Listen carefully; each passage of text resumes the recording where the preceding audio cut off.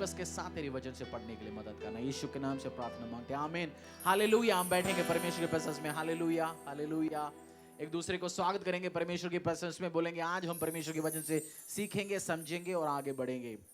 दूसरी पीटर जो ऑनलाइन में भी हमारे साथ है, परिवार जो हम सब आपको स्वागत करते हैं इसी टाइम यीशु के सामर्थ्य नाम से, हालेलुया। सेकंड पीटर अध्याय 1 से लेके 2 तक अभी हम बात नहीं करेंगे, 5-10 मिनट हम पढ़ेंगे परमेश्वर के वचन से। कौन सी बातें बुधवार हम क्या पढ़ते हैं परमेश्वर के वचन से? बुद्धि के बाद, विजडम के बाद हम सीखते हैं कैसे अपनी पर्सनल लाइफ में, फैमिली में, बिजनेस में, व्यवसाय में, जिंदगी में हम कैसे उसको अप्लाई करेंगे और आशीष और अनुग्रह लेके आएंगे। उस वही हम सीखते आ रहे हैं ना। और संडे हमने पिछली संडे से एक नई सीरीज, नई कुछ बातें सीखना शुरू कर दिया। ग्रेस सीरीज है, अनुग्रह सीरीज है ना, याद है आपको? ठंड तो नहीं हुआ ना अभी? अनुग्रह सीरीज है, ग्रेस सीरीज है। आज ये दोनों मिलके कुछ बात हम सीखेंगे, फिर नीति वचन में चलेंगे। दूसरी पीटर अध्याय 1-2। दूसरी पीटर अध्याय 1-2। परमेश्वर की ओर हमारे प्रभु यीशु मसीह के पहचान के द्वारा अनुग्रह और शांति तुम में बहुतायत से बढ़ती जाए। May grace and peace be multiplied to you in the knowledge of God and of Jesus Christ. May grace and peace be multiplied to you in the knowledge of God and of Jesus Christ. परमेश्वर की और हमारी प्रभु यीशु की पहचान के द्वारा अनुग्रह और शांति तुम में बहुतायत से बढ़ती जाए। अनुग्रह और शांति हमारी जिंदगी में कैसे बढ़ेंगे? किसके द्वारा? परमेश्वर यीशु मसीह की पहचान के द्वारा। बोलो, पहचान के द्वारा। जब अंग्रेजी बाइबल में लिखा हुआ है नॉलेज, ज्ञान, बट जो नॉलेज शब्द जो इधर इस्तेमाल किया हुआ है वो एपिग्नोसिस है। क्या है? एपिग्नोसिस है। यूनानी जब उसकी रूट वर्ड जब उठाते हैं उसमें एपिग्नोसिस बोलते हैं। क्या है? बोलो, एपिग्नोसिस। सीखेंगे आप आने वाले टाइम में। नॉलेज, ये एपिग्नोसिस उस ज्ञान की बात है जो पर्सनल नॉलेज आप परमेश्वर के साथ या किसी के साथ है। आप नरेंद्र मोदी जी को जानते हो, है ना? जानते हैं ना? क्या क्या चीज जानते हैं? प्राइम मिनिस्टर है, उनका पूरा नाम यही है, बट उनके साथ काम कर रहे 25 साल से 30 साल से, वो कैसे जानते हैं? उनके ज्ञान में और आपके ज्ञान में फर्क है ना। जैसे एक आपकी वाइफ आपको जानता है, आपकी हस्बैंड आपको जानता है और लोग आपको जानते हैं, दोनों में फर्क है। कौन उस नॉलेज की बात कर रहे हैं जो एपिग्नोसिस, जो पर्सनल नॉलेज है। आपको अनुग्रह और शांति में आप तब बढ़ेंगे जब यीशु मसीह के बारे में आपकी पर्सनल नॉलेज परमेश्वर के साथ बढ़िया है तो। इसलिए बोला पहचान में।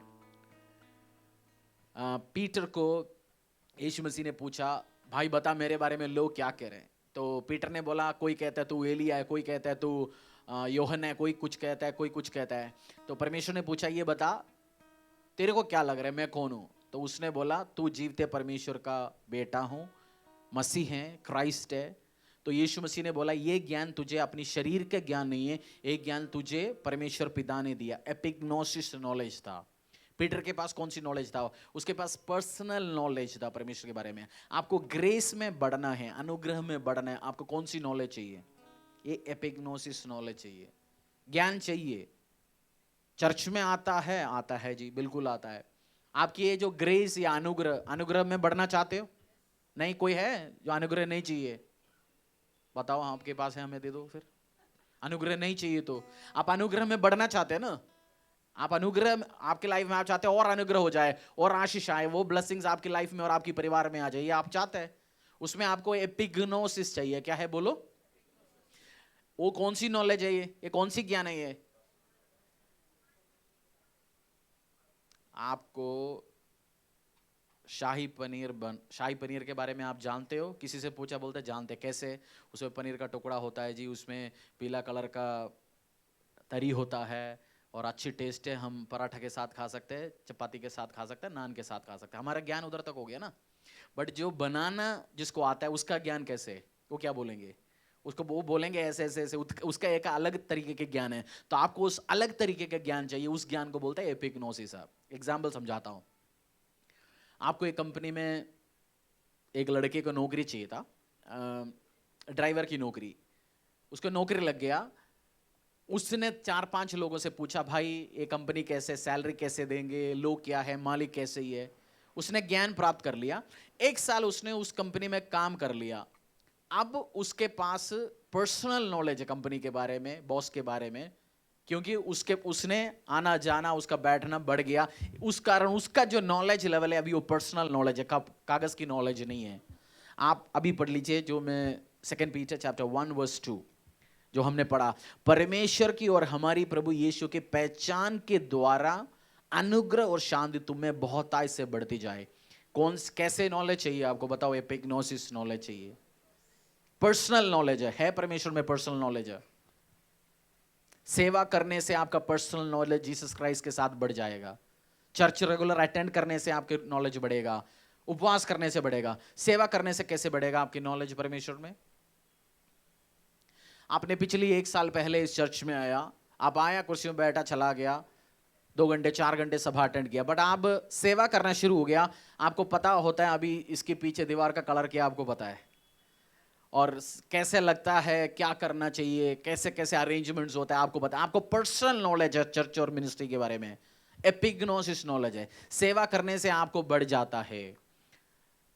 मेरे को जीसस क्राइस्ट के बारे में जो नॉलेज पादरी होने के पहले था और आज है वो अलग है। पहले चरवाहा है तो बोल सकता है, बट आज मुझे पता है चरवाहा का हार्ट क्या होता है। जब सेवा किया एज ए पास्टर चरवाहा, अब मुझे पता है, बोल सकते परमेश्वर तू मेरा पिता है। कोई भी बच्चे को पैदा अपनी शरीर से निकला हुआ बच्चे से कोई भी प्यार कर सकता है ना, बट आपको सबसे प्यार करना है, स्पिरिचुअल चिल्ड्रन बनाना है। वो कैसे? परमेश्वर का फादर का हार्ट क्या है, वो मेरा नॉलेज बढ़ गया। कब? सेवा करते। मेरी सेवा अलग, आपकी सेवा अलग। सेवा करते हैं आपका क्या बढ़ेंगे? नॉलेज, एपिग्नोसिस नॉलेज बढ़ सकता है। बढ़ने से क्या होगा? हेलो, बढ़ने से क्या होगा? अनुग्रह और शांति। किसकी लाइफ में बढ़ेगा? पड़ोसी का। आपकी लाइफ में अनुग्रह और शांति बढ़ना है, कौन सी नॉलेज चाहिए? पर्सनल नॉलेज परमेश्वर के साथ। हम संडे बुधवार के दिन में भी हम बैठ के कौन सी विषय के बारे में पढ़ते जा रहे हैं? विजडम, परमेश्वर की स्वर की विजडम। थियरी पढ़ रहे हैं हम, प्रैक्टिकल भी पढ़ रहे हैं। बट आप जब सेवा करते हैं, परमेश्वर के साथ बैठते हो, सभा अटेंड करते हो, आराधना करते हो, आपकी नॉलेज जो एपिग्नोसिस है, जो यूनानी शब्द है, वो आपका बढ़ेगा। बढ़ने से आपकी अनुग्रह बढ़ेंगे, शांति बढ़ेंगे परिवार में। शांति चाहते हैं ना हम? जिंदगी में हर एरिया में शांति चाहता है। उस नॉलेज में बढ़ने के लिए सेवा करना जरूरी है, परमेश्वर के प्रेजेंस में बैठना जरूरी है, परमेश्वर के साथ वो अलग संबंध बनाना जरूरी है। या दूर से पूछते जाना है, भाई उधर उस टेंट चल रहा है, उसके अंदर चल क्या रहा है ना? कोई खड़े होके पूछता भी होंगे, संडे बुधवार जाते जाते भी देख रहे होंगे, किसी ने देखा अच्छा क्रूस है, चर्च होगा जी, गिरजाघर होगा, चर्च होगा, उसका ज्ञान उधर तक है ना। बट आपकी नॉलेज अलग कैसे? आपने आया, बैठा, सेवा किया, तब आपकी ज्ञान बढ़ा। तो आपको परमेश्वर में और ज्ञान को बढ़ाना चाहिए। यह सब कुछ पता है हमें और सीखना चाहिए। चलेंगे बुक ऑफ 15 प्रोवर्ब्स, नीति वचन अध्याय 15, जो हमने 14 तक पढ़ा।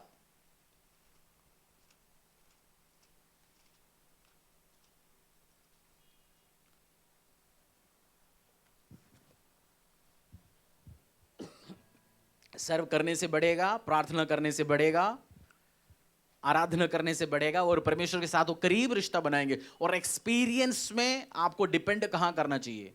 जीसस क्राइस्ट में। मेरी लाइफ में जो प्रॉब्लम होता है आज के दिन में, मैं हर चीज के सॉल्यूशन वचन में ढूंढने की कोशिश करता हूं। जो पंगा होगा, इश्यूज होगा, सॉल्यूशन में उसकी सॉल्यूशन क्या बोलते हैं हिंदी में? सुलझ, समाधान किस में ढूंढेंगे? वचन के अंदर। आपको हर चीज में मिलेगा, उसमें हर चीज में मिलेगा। आप जब ढूंढना शुरू करेंगे, आशीष पाएंगे, अनुग्रह पाएंगे। हालेलुया। नीति वचन अध्याय 15 का 1, हम 15 वर्सेस पढ़ेंगे, क्योंकि अब जैसे नीति वचन का आगे आगे चलते 30-35 है, तो हम पूरा कवर नहीं कर पाएंगे 15-20 मिनट में, क्योंकि मैं नहीं चाहता हूं जैसे कुछ टीचर्स होता है ना, एग्जाम आने वाला जल्दी कवर कर लो, बच्चे सब पता है ना, हाँ जी पता है, सब पता है ना, हाँ जी पता है। ऐसे भी टीचर्स होता है ना, पता है ना, घर पे देख लेना, ऐसे निपटा के तो मेरे को कहीं जाना नहीं है। मैं चाहता हूं आप पढ़े, सीरियसली पढ़े, बढ़े, इसलिए वो स्लोली हम चलेंगे। 15:1, कोमल उत्तर सुनने से गुस्सा ठंडा हो जाता है, परंतु कटु वचन से क्रोध भड़क जाता है। पढ़ो, आप भी पढ़ लीजिए एक बार दोबारा। अच्छा है, बहुत जबरदस्त वर्ड है। पढ़ लीजिए दोबारा एक और। कोमल उत्तर सुनने से गुस्सा ठंडा हो जाता है। दो तरीके से आप जवाब दे सकते हैं, एक खड़ूस जवाब और एक प्यार से तरीके से। कौन सी वाला बढ़िया होता है? बोलो बोलो। प्यार से। पता नहीं, मेरे सामने आके भाई पनीर मेरे को दे के छुपा लेता है क्या यार। कोमल उत्तर है ये या खड़ूस उत्तर है? ये खड़ूस उत्तर है। दो रास्ते हैं आपको बात करने के लिए। जैसे आप लाइफ में बढ़ेंगे आपको समझ आएगा बेस्ट वे है, सॉफ्ट वे में आप जो काम निपटा सकता है हो सकता है, वो खड़ूस वे में नहीं हो सकता। आप लड़ाइयां पैदा करेंगे। सॉफ्ट आंसर इजी है? नहीं, इजी नहीं है। इजी है? इजी नहीं है, मैं भी जानता हूं। मैं इसके बाद जाके एक वापस जाके एक उसमें बैठ के तपस्या नहीं कर रहा हूँ। धरती में जब डील करते एक दूसरे के साथ, आपको पता है ये बहुत बार पॉसिबल नहीं है। हमारी इमोशंस, बात करना तरीका बहुत बार बिगड़ जाता है। बट बेस्ट वे कौन सी है? पढ़ लीजिए दोबारा।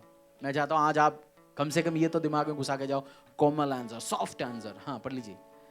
कोमल उत्तर सुनने से गुस्सा ठंडा हो जाता है, परंतु कटु वचन से क्रोध भड़क उठता है। ठीक है, सेकंड।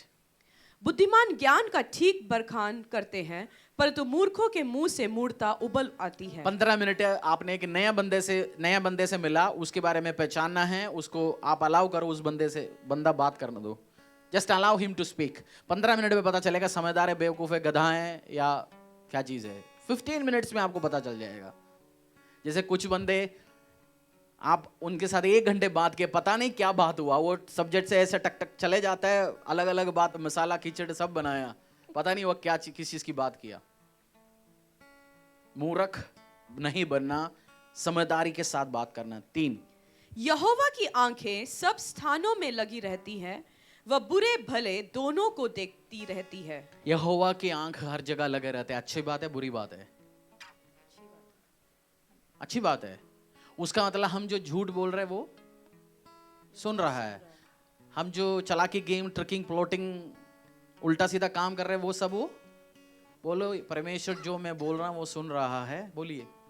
तो जो बात मैं बोलता हूं परमेश्वर सुनता है, और जो काम मैं करता है परमेश्वर देखता है। जब आपके अंदर ये घुस जाएगा ना दिमाग में, आप सोच समझ के बात करेंगे, किसी की गॉसिप नहीं करेंगे, पेन, किसी को दर्द लेके आने वाली बात नहीं करेंगे, परेशान वाली बात नहीं करेंगे। आपको पता है सब कुछ जो हम कर रहे हैं, कर्टन के पीछे आपने कुछ कर लिया, पर्दे के पीछे, उस बंदे को तो नहीं दिखेगा, बट परमेश्वर देख भी रहा है, सुन भी रहा है। आपको ये समझ के चलना है, जिसने धरती आकाश सब कुछ बनाया, गेम, ट्रिक्स, हमारी लाई, झूठ, सब चीज एक्सपोज होगा, परमेश्वर देखता है। 4, शांति देने वाली बात जीवन वृक्ष है, परंतु उलट फेर की बात से आत्मा दुखित होती है। मसाला लगा के बात नहीं किया तो जैसे हमें कुछ लोगों को खुशी आता ही नहीं है ना, बट शांति की बात लेके चलना है। बोलो शांति की बात करना है। परिवार में, आपके परिवार में बहन भाई 2 लड़ाई हो रहे हैं, आप शांति की करने की कोशिश करोगे, लड़ाई करवाएंगे आपस में, तो इससे दोनों लड़के निकलना तो हिस्सा पूरा मेरा। यह शांति की बात करना है। शांति की बात करेंगे वो परमेश्वर की वजह से। एक परमेश्वर का दास 80 ईयर ओल्ड ने बोला, ये बहुत डरावनी वाली बात है, बाइबल में जो जो लिखा हुआ सब कुछ ट्रू है, मैंने लाइफ में एक्सपीरियंस किया। बोल दी ये सबसे डरावनी वाली बात है। वो 80 ईयर ओल्ड परमेश्वर के दास ने बोला, ये सबसे डरावनी वाला है, इसमें सब जो लिखा हुआ ट्रू है, मैंने देखा अपनी आंखों के। बोलते इट्स बहुत डरावनी चीज है, ये एक कहानी नहीं है, ड्रामा नहीं है, होगा। 5, मूढ़ अपने पिता की शिक्षा का तिरस्कार करता है, परंतु जो डांट को मानता वह चतुर हो जाता है। ठीक है, एक और बार पढ़ेंगे। मूढ़ अपने पिता की शिक्षा का तिरस्कार करता है। पिता कौन है? पिता कौन है? आपकी बहुत सारे अपनी बायोलॉजिकल फादर जिसने आपको जन्म दिया है नहीं, या वो ऐसे अथॉरिटी पोजीशन में नहीं आपको बातों समझा सकता है। जो अथॉरिटी परमेश्वर ने आपकी लाइफ में दिया, स्पिरिचुअल हो सकता है, ऑफिस में हो सकता है, चर्च में हो सकता है, आपकी बिजनेस एरिया में हो सकता है, आप जब उसकी बात मान के चलोगे आपको आशीष मिलेंगे, अनुग्रह मिलेंगे। नहीं है मूड क्या बोलता है? हर स्कूल में बच्चे कुछ अलग तरीके के होता है ना, कुछ नहीं यार जो अपनी मर्जी चलाओ, ये सब कुछ होता नहीं है, क्योंकि कुछ दिन के बाद वो मूड दिखाई जाएगा, उसकी मूर्खपन, दिखेगा। बट जो समझदार क्या होगा, authority, spiritual father, biological father, boss, अगुवे जो आपकी लाइफ में दिया गया परमेश्वर, उसकी बात आप सुनेंगे और आशीष लेके आएंगे। चर्च में जब आप बैठते हो परमेश्वर ये बात ही सिखाता ना। 6, धर्मी के घर में बहुत धन रहता है, परंतु दुष्ट के उपार्जन में दुख रहता है। यूहन्ना अध्याय 3 के 27 में लिखा, you can't have anything unless it is approved from the haven. आप कुछ भी नहीं पा सकता जो स्वर्ग अप्रूव नहीं किया, तो आपके पास आशीष नहीं आ सकता। आज 10 रुपए आपके पास है, हेवन ने अप्रूव किया। 10 लाख है, हेवन ने अप्रूव किया। आपके पास है नहीं, हेवन ने अप्रूव नहीं किया। आपको परमेश्वर को खुश रखना है। जैसे एक नई बंदा चर्च में आता है, मैं एक चीज एनालाइज करता हूं। जैसे नई बंदा चर्च में आता है, ओपनली बात कर सकता हूं ना, कर सकता हूं ना। जैसे चर्च में आता है, मैं एनालाइज करता हूं इसकी लाइफ में आशीष क्यों नहीं। ये बंदा सिंसियर है, बंदा बहुत प्रार्थना करता है, बट जैसे कुछ साले चले जाता है, उसकी कुछ बात जो परमेश्वर के साथ कमिटमेंट, जो दिखाता कुछ है, अलग कुछ है। एक्चुअल 2-3 साल में आपको पता चलेगा बंदा कितना एक्चुअली परमेश्वर से प्यार करता है। एक्चुअली कहानी क्या है 2-3 साल में पता चल जाता है ना। मनुष्य को पता चल जाता है, परमेश्वर के सामने हम तो ट्रांसपेरेंट है, आगे पीछे देख सकते हैं। आशीष ना मिल रहा है, उसके पीछे कारण है। अगर आपकी लाइफ में आशीष नहीं मिल रहा, सालों साल बैठने के बाद चंगाई नहीं हो रहा, बैठ के जरा पूछो, परमेश्वर तू दयावंत है, तू राइचियसनेस है, तू मर्सीफुल है, क्यों नहीं हो रहा है लाइफ में तेरी दया। या हो सकता है आपने उसकी दया को एक्सेप्ट भी नहीं किया, हो सकता है कारण। जैसे हमने पिछले हफ्ते सीखा ना, ग्रेस। सब कुछ परमेश्वर ने काम कर चुका, हो सकता है आप फिर मेहनत करना चाहते होंगे, कुछ चेंजेस आपको लेके आना, आपने लेके नहीं आया होगा। मैं एनालाइज करता हूं बैठ के, तो मैं कुछ कारण लेके आ सकता हूं। अच्छा ये नहीं है, रीजन ही है। पढ़ लीजिए उसी सेम वर्स। धर्मी के घर में बहुत धन रहता है, परंतु दुष्ट के उपार्जन में दुख रहता है। धर्मी वो व्यक्ति जो ब्लड ऑफ जीसस क्राइस्ट में धर्मी हुआ। पापी वो व्यक्ति जो यीशु मसीह के लहू में धुला नहीं। तो आपको धर्मी बनने के लिए क्या करना चाहिए? सफेद कुर्ता पहनना चाहिए। धर्मी कौन है? पूछो पड़ोसी, धर्मी कौन है? कौन है धर्मी? जिसने बड़ा दाढ़ी लेके आया, सफेद पूरा दाढ़ी भी साफ सफाई के साथ बैठा हुआ, वो बंदा धर्मी है। या जीसस क्राइस्ट को जानता है, जो परमेश्वर यीशु मसीह को जानता है, वो धर्मी की बात कर रहे हैं। ठीक है, वर्स 7। बुद्धिमान लोग बातें करने से ज्ञान को फैलाते हैं, परंतु मूर्खों का मन ठीक नहीं रहता। जैसे कुछ बंदा बोले 2 बात के लिए मुंह खोलता है, झूठ बोलने के लिए, खाना खाने के लिए। मुंह खोले तो क्या बात करते हैं? या खाना खाएंगे या झूठ बोलेंगे। उससे अच्छा वो चुप बैठ रहे।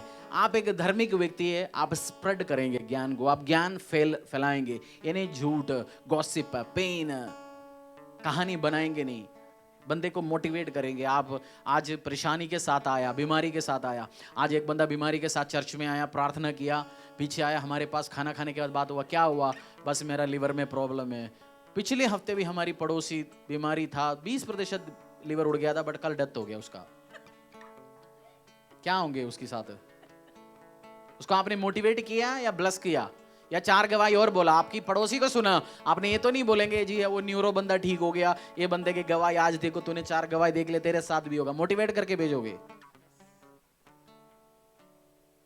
हालेलुया। 8।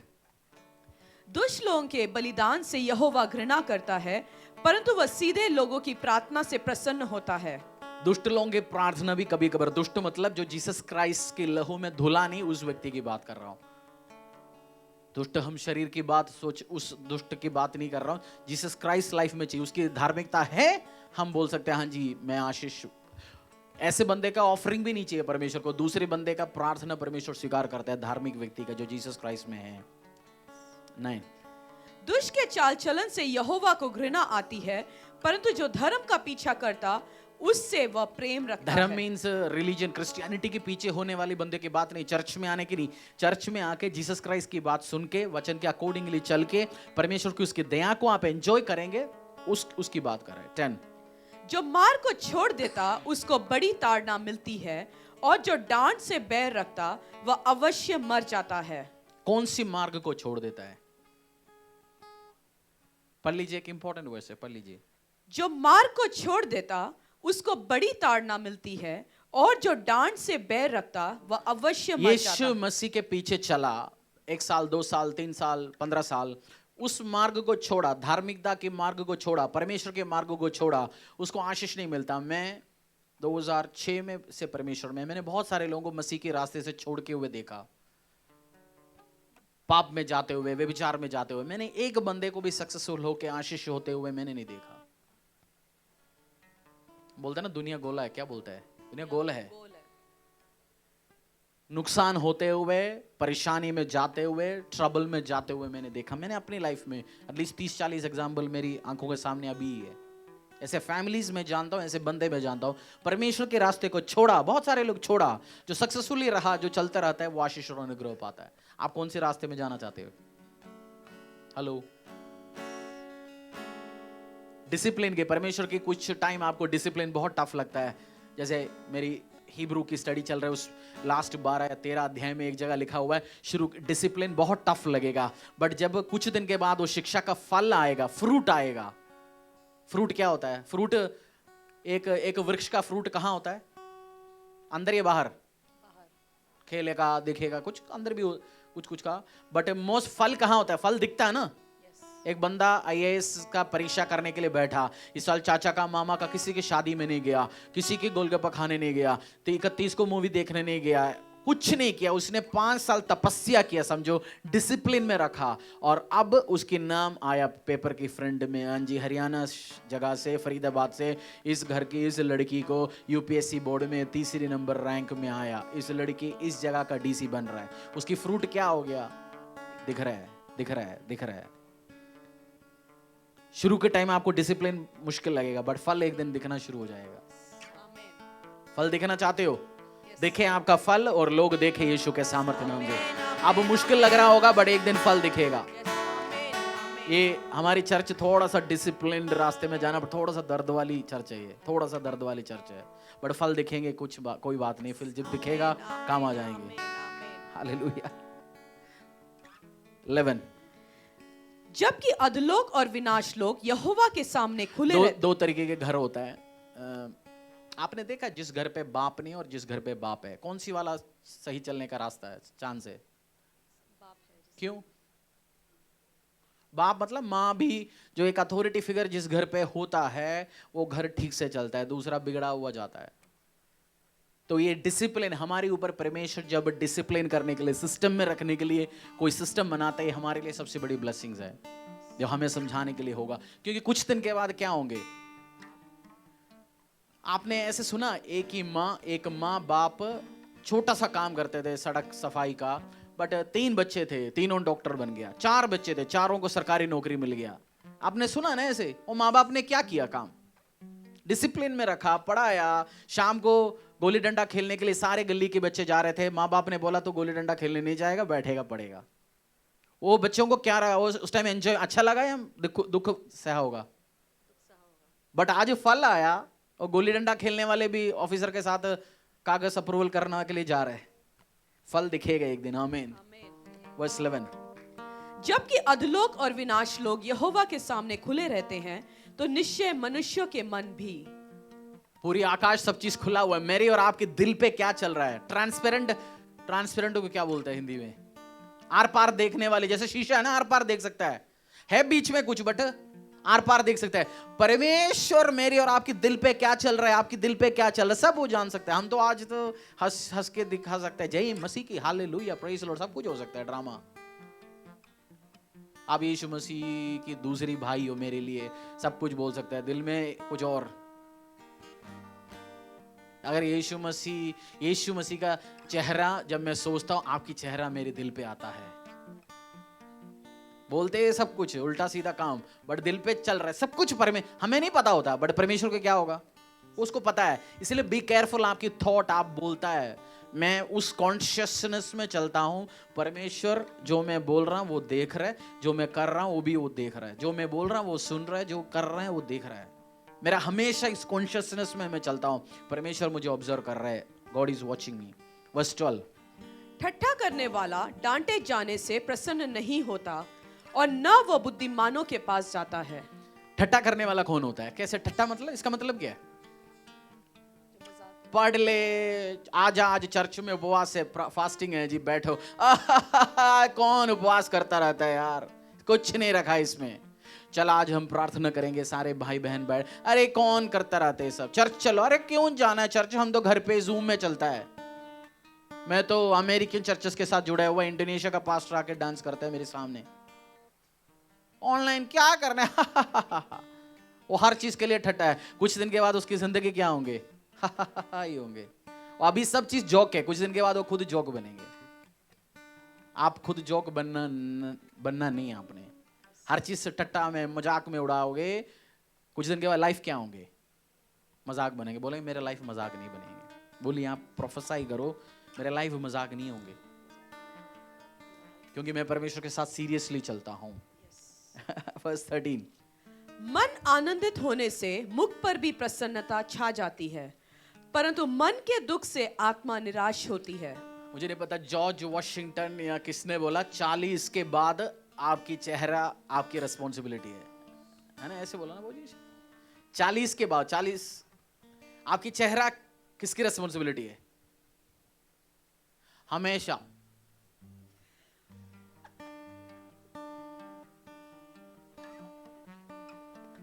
गुस्से पे, खड़ूसपन, किसकी प्रॉब्लम है? किसकी प्रॉब्लम है? आपका चेहरा हंसते हुए चेहरा रखना चाहिए। जीसस क्राइस्ट है आपके दिल में, परमेश्वर के प्रेजेंस से आप हमेशा हंसते रहोगे, आपको शांति होगा, ब्लेसिंग्स होंगे आपके लाइफ में। चेहरा, आपकी चेहरा किसकी रिस्पॉन्सिबिलिटी है? आप आज जाएंगे शीशे के सामने खड़े होंगे, हंसते हुए देखेंगे, और मैं कह रहा हूं शीशे के सामने आप खड़े होंगे, इस धरती का सबसे सुंदर व्यक्ति उस शीशे में दिखेगा। नहीं? आज शीशे के सामने खड़े होंगे, क्या करेंगे आप? हंसेंगे, और इस धरती का सबसे खूबसूरत सुंदर व्यक्ति उस शीशे में दिखेंगे आपको। दुख होगा, परेशानियां चलते रहेंगे। एक पास्टर ने बोला, वो हंसते हैं, तो एक 30 साल का एक बंदा आके उस 70 साल का पास्टर से बोला, आप हमेशा हंसते रहते हो, आपकी लाइफ ब्लेस्ड है, कोई पंगा ही नहीं हुआ। पास्टर ने आधा घंटा बैठ के उनको कुछ इवेंट्स उनकी लाइफ में हुआ सुनाया, वो बैठ के रोना शुरू हो गया। उस पास्टर का बच्चे 2-3 मरा, पंगा हुआ, बट हंसते रहते हैं वो। आपको खुशियां स्प्रेड करने हैं। प्रॉब्लम्स होंगे, उल्टा सीधा प्रॉब्लम होंगे। मेरे साथ बैठो आधा घंटा, मैं बोलूंगा आप रोएंगे बैठ के, बट आपके चेहरे में क्या होना चाहिए? हमेशा हंसो एक बार। चीयरफुल हार्ट, उसमें क्या 13 में क्या लिखा, पढ़ लीजिए। मन आनंदित होने से मुख पर भी प्रसन्नता छा जाती है। होना चाहिए। प्रॉब्लम्स होंगे, परेशानियां होंगे, आप स्ट्रेस लेके हार्ट अटैक होंगे, हॉस्पिटल्स में एडमिट होंगे, दवाइयां खाएंगे, हॉस्पिटल का बिल भरेंगे। उससे अलावा have a cheerful heart, cheerful heart, have a cheerful heart. ये मैंने चर्च शुरू हो गया तब से ये चीज मेंटेन करने की कोशिश करता हूं, क्योंकि डेली कुछ न कुछ XYZ इश्यूज होते हैं। आप उसी को सोचते बैठे तो चेहरे में क्या होंगे? उदासी छाएंगे, बट आपको हंसते हुए चेहरे के साथ चलना चाहिए। 15, दुखियारे के सब दिन दुख भरे रहते हैं, परंतु जिसका मन प्रसन्न रहता है वह मानो नित्य भोज में जाता है। ठीक है, नेगेटिविटी और वही दोनों 14-15 दोनों ये चीज समझाता है। चीयरफुल हार्ट, खुशी के हार्ट के साथ चलना है। हालेलुया। बाकी 15 तक हमने पढ़ा, बाकी 16 to 33 अगले हफ्ते पढ़ेंगे। मुझे लगेगा अगले साल भी आधा साल चले जाएंगे ये सब जब पढ़ते बुधवार में। यूहन्ना अध्याय 6। या आप जल्दी जल्दी सीखना चाहते हो? जल्दी सीखना चाहे, मेरे लिए क्या जाता है? ऐसे मैं सोच सकता हूँ, बट मैं सोचता हूँ बहुत कुछ जाता है मेरे लिए, क्योंकि पादरी का काम मैं नौकरी के लिए नहीं कर रहा हूँ ना। मैं चाहता हूँ आप बढ़े, आपकी लाइफ बढ़े, आपकी जिंदगी चेंज हो, ऑफिस में आप सक्सेसफुल हो, बिजनेस में आप सक्सेसफुल हो, फैमिली लाइफ में सक्सेसफुल हो। आपके बेटे बेटियां शादी के बाद तीसरी महीने डाइवोर्स होके घर ना जाए, लड़ाइयां ना हो, दारू के साथ ना जाए। अभी समझदार होंगे, उनकी मैरिज सब चीज सक्सेसफुल होंगे। झूठ के बारे में भी लिखा। मैं एक चीज समझाना चाहता हूं। घर पे बच्चा आज रात को शादी पे लेके गया, 12-1 बजे आया घर पे, और अगला दिन उठा नहीं, स्कूल नहीं गया। मम्मा से बच्चे ने बोला, मम्मा स्कूल में क्या बोलेंगे, शादी तो नहीं बोल सकता, आज हम थर्सडे हम शादी अटेंड कर लिया, फ्राइडे स्कूल लेट हो गया। मम्मा ने बोल दिया सिर दर्द था, बोल दे पेट दर्द था। मम्मा ने क्या बोला बच्चे को? बोल दे सिर दर्द था। अगले हफ्ते भी बोला तो लड़की आके या लड़का आके घर पे बोला इस बार तो वो मांग रहे जी, क्या नाम है, सर्टिफिकेट। पापा बोलते चल 200 रुपया फलाना जगह दो, सर्टिफिकेट निकलवा के आएंगे, 500 रुपये देंगे। बच्चे को घर पे प्रैक्टिस क्या मिल रहा है? झूठ बोलना, सेटिंग करना, उल्टा सीधा काम करना। वही माँ बाप 10-15 साल के बाद बोलेंगे मेरी बच्चे के लिए प्रार्थना करना, बेटी या बेटा एक्स्ट्रा मैरिटल अफेयर में, उसकी बीवी को 4 साल के बाद पता चला। ये सेटिंग करना, झूठ बोलना, इसकी शुरुआत कहाँ से हुआ? हाँ बोलिए, घर से बोलिए, घर से। आप ऑनलाइन, चर्च में, कल न रोना अपने, सेटिंग, झूठ बोलना, दुनियादारी बात आप सिखाना नहीं है। ये चीज आपने सीख के फेल हो गया, प्रभु में आया, वही चीज आप आज जीसस क्राइस्ट के नाम पे सिखा रहे हैं, आज तरीके से सिखा रहे हैं। कल रोएंगे कौन? कौन रोएंगे? आपकी घर शिक्षा किस चीज के होना है? जैसे हमने पढ़ा था उस दिन, एक समझदार औरत अपने हाथों से घर बनाती है। आपको घर बनाना है, बिगड़ना है? बिगाड़ना है, घर बनाना है। झूठ में रास्ते में नहीं जाना। यूहन्ना अध्याय 6, book of John chapter 6 verse 1 to 2।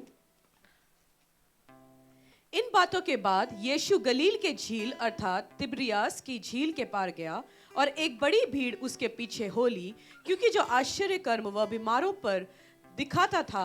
मैं ऑफरिंग के लिए तैयार होंगे आज। उसके पहले मैं चाहता हूं आप ये समझे, इस स्टोरी जरा ढंग से आप समझना। कुछ नए रेवलेशंस, कुछ प्रकाशन जो मुझे मिला, मैं आपके साथ इस चीज को शेयर करूंगा, फिर हम फाइनल प्रार्थना में जाएंगे। तब यीशु पहाड़ पर चढ़कर अपने चेलों के साथ वहां बैठ गया। यहूदिया के फसह का पर्व निकट था। जब यीशु ने अपनी आंखें उठाकर एक बड़ी भीड़ को अपने पास आते देखा, तो फिलिप्पुस से कहा, हम इनके भोजन के लिए कहां से रोटी मोल लाएं? उसने यह बात उसे परखने के लिए कही, क्योंकि वह आप जानता था कि वह क्या करेगा। फिलिप्पुस ने उसको उत्तर दिया, 200 दिनार की रोटी भी उनके लिए पूरी न होगी कि उनमें से हर एक की थोड़ी थोड़ी मिल जाए। उसके चेलों में से शिमोन पतरस के भाई अंद्रियास ने उससे कहा, यहाँ एक लड़का है जिसके पास जौ की 5 रोटी और 2 मछलियां हैं, परंतु इतने लोगों के लिए वह क्या है? यीशु ने कहा, लोगों को बिठा दो। उस जगह बहुत घास थी। तब लोग, जिनमें पुरुष की संख्या लगभग 5000 की थी, बैठ गए। तब यीशु ने रोटियां ली और धन्यवाद करके बैठने वालों को बांट दी, और वैसे ही मछलियों में से जितने वह चाहते थे बांट दिया। जब वे खाकर तृप्त हो गए तो उसने अपने चेलों से कहा, बचे हुए टुकड़े बटोर लो कि कुछ फेंका ना जाए। ये हमने, ब्रदर एक बार आ जाइए, मैं एक एग्जाम्पल दिखाता हूँ आपने। ये हमने बहुत बार समझा, सीखा, सुना। यीशु मसीह, समझो, इधर आ जाइए, समझाता हूँ। ये यीशु मसीह है, मैं चेला हूं। मैंने आके बोला जी कुछ है नहीं खाने पीने के लिए, 5 रोटी है, 2 मछली है, जो भी है पकड़ा दिया। यीशु मसीह ने क्या किया? उठा के थैंक यू बोला परमेश्वर को, और उसके बाद हम समझते चेलों के हाथों में दे दिया। चेले लेके गया, बांट लिया। फिर उसके बाद 12 टोकरी बच गया, एक एक एक एक चेलों के लिए। बट यीशु मसीह मैं लेके गया, बांट लिया लोगों को। अच्छा तू ये खाना खा, तेरे को ये रोटी है, पकड़ो ये रोटी है। मैंने बांट लिया 50 लोगों को, 50-50 में बिठाया। फिर मैं वापस आया यीशु मसीह के पास। फिर मैं किसके पास आया? फिर मैं इनके हाथों से लेके गया। मल्टीप्लाई, जो चीज मल्टीप्लाई किसके हाथों में हो रहा है? बोलो, वो बढ़ किसके हाथों में है? मेरे हाथों में नहीं बढ़ रहा, यीशु मसीह के हाथ में बढ़ रहा है। 5000 लोगों को खाना बांटने के लिए चेले इकट्ठे उस बास्केट में यीशु मसीह से इकट्ठे 50,000 रोटी लेके, चपाती लेके चला गया। 5000 आदमी लिखा हुआ है, औरत अलग, बच्चे अलग, समझो एक 15,000 के लोग हैं। 3 रोटी भी सोचो, 45,000 रोटी हो गया। 45,000 रोटी तो चेले इकट्ठे तो लेके गया होगा। आया 50-50 में। ये बढ़ किसके हाथ में? जीसस क्राइस्ट के हाथों में। आपकी लाइफ में भी जरूरत है। आपकी महीने खर्चे चाहिए 50,000, इस महीने आपकी कटपिट के छुट्टी के बाद मिला 35,000। आप सोचेंगे परमेश्वर में चलाएंगे कैसे? EMI खड़ा है, घर खड़ा है, चीज खड़ा है। आप जब खुदा के हाथों में देंगे, मल्टीप्लाई होगा। चीज बढ़ेंगे किसके हाथों में? परमेश्वर के हाथों में। पर हम बहुत बार करता गया, परमेश्वर के हाथों से एक बार आशीष लेके चले जाता है, 50 रोटी लेके चला जाता है, पूरा 1 साल चलाया उस 50 रोटी से, वापस यीशु मसीह के पास गया नहीं। यीशु मसीह तो NIT यूनियन बैंक के बेसमेंट छोड़ के अभी फजीपुर आया। अब दोबारा एड्रेस में गया यीशु मसीह के पास। यीशु मसीह बोल रहा है, यार यीशु मसीह तो कल तो मर गए, जी उठा चला गया, अब यीशु मसीह है ही नहीं, अब चेले काम देख रहा है।